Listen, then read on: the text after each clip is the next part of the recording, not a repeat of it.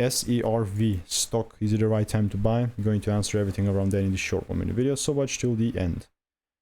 First things first with SERV Robotics is that I'm just really trying to double down on this bullishness, and it was 15% gains today. So you know what that means. You know that means that I'm pretty bullish, and there was the case.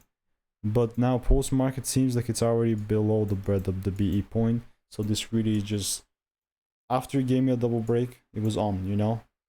Very fast break even set, and it just above pretty much cleared my break even.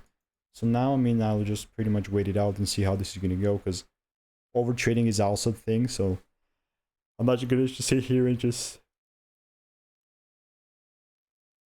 try to be a part of every single movement, you know. So if you want to learn the strategy that I'm using, check the photos link in the description. All reviews are 5 stars. And that's about it. I mean, there's nothing else that I'd add here. Stay tuned, and I'll see you in the next one. Goodbye and enjoy.